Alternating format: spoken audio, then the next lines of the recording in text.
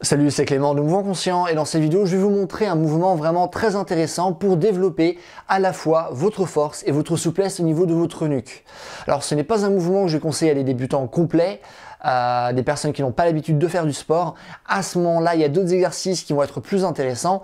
Donc voilà, pour les autres personnes, cet exercice il est vraiment génial parce qu'il va vous commencer à donner finalement plein de directives avec lesquelles vous allez pouvoir explorer votre nuque, parce que c'est une région qu'on a souvent peur de travailler et qu'on ne travaille pas du tout, que ce soit en force ou en souplesse.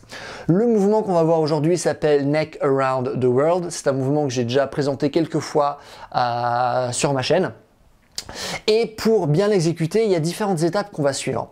Première étape, on va se mettre dans la position de base. Pour ce faire, on va être à plat au sol. On va voir les bras qui vont être tendus et qui vont être écartés. Et je vais avoir ma tête qui va être tournée d'un côté. Ça marche? Donc ça, c'est la position de base. De cette position de base, ensuite, on va passer à la deuxième étape, qui est de rapprocher nos jambes près de notre torse. Tout en rapprochant mes jambes près de mon torse, ce que je vais faire, c'est que je vais shifter mon poids, le diriger du côté opposé de ma tête. Donc si je regarde vers la droite, je vais davantage mettre de poids sur la gauche, au niveau de mon épaule gauche, au niveau de mon bras gauche, pour que je puisse soulever légèrement mon bras droit, pour qu'il y ait juste suffisamment d'espace pour que je puisse passer ma tête. C'est tout. Ça, c'est la deuxième étape. Donc ça va me permettre donc de faire un demi-cercle avec ma tête. Ok ? Une fois que je suis dans cette position, ce que je vais faire, c'est que je vais commencer à ramener mes jambes en arrière dans leur position d'origine.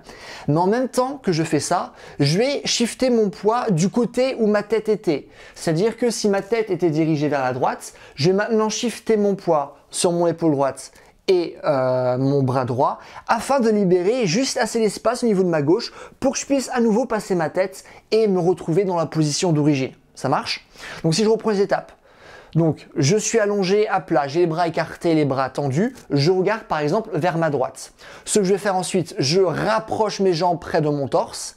En même temps que je fais ça, je mets mon poids sur mon épaule gauche et mon bras gauche pour libérer de l'espace au niveau de ma droite. Comme ça, je peux passer. Et après, je vais simplement l'opposé de ce qu'on vient de faire. C'est-à-dire que au lieu de ramener mes jambes, je vais vers mon torse, je vais les éloigner. Au lieu de me shifter vers la gauche, je vais me shifter vers la droite. Et après, je vais simplement nouveau faire un demi-cercle avec ma tête pour me retrouver dans la position d'origine. Et cette fois-ci, je vais finir avec ma tête qui va regarder vers la gauche au lieu de regarder vers la droite. Et après, je pourrai recommencer le même processus de l'autre sens pour vraiment travailler de tous les côtés. Ok ? Donc voilà, ce qui est aussi important à respecter, c'est vraiment, comme je dis par rapport à l'espace, juste créer suffisamment d'espace pour votre tête, ok? Pas besoin de créer plus. On veut vraiment être dans le contrôle moteur, c'est-à-dire on veut vraiment maîtriser le mouvement, on veut pas d'à-coup, on veut que ce soit vraiment fluide.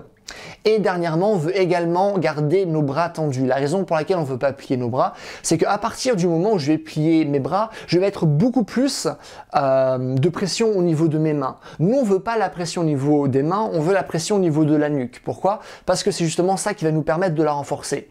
Donc, on renforce parce qu'on a cette charge externe qui est notre poids de corps, même s'il n'y a pas autant de poids de corps que ce que vous pourriez peut-être penser en regardant cette vidéo.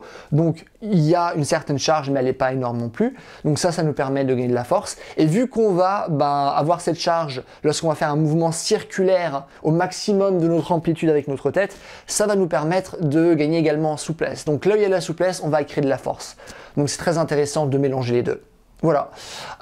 Concernant la fréquence, moi je vous conseille de le faire pour l'instant juste une seule fois par semaine, juste habituer votre nuque à ce genre d'effort. Allez-y doucement, faites attention à ce qui se passe à l'intérieur de vous, les sensations que vous ressentez, et par la suite vous pouvez augmenter la fréquence d'entraînement et faire 2 séances par semaine, pas besoin de faire plus. Et donc voilà, écoutez, c'est ce que j'avais envie de vous proposer aujourd'hui. Si vous avez des questions, des choses que vous ne comprenez pas, n'hésitez pas à les mettre dans les commentaires. Je réponds à tout le monde, comme d'habitude. Si vous avez aimé la vidéo, n'hésitez pas à mettre un j'aime, comme ça ma vidéo sera mieux répertoriée, ce qui est cool pour moi. Dernièrement, si vous voulez un programme qui vous parle justement de force, de souplesse, qui vous parle d'endurance, de vitesse, de coordination, de rééducation, de posture, qui vous donne non seulement les ressources théoriques dont vous avez besoin pour créer vos propres entraînements, mais un programme qui vous donne aussi des entraînements que vous pouvez suivre là maintenant. N'hésitez pas à aller sur mon site, c'est le premier lien dans la description. Et voilà, c'est tout. Passez une bonne journée. Bye.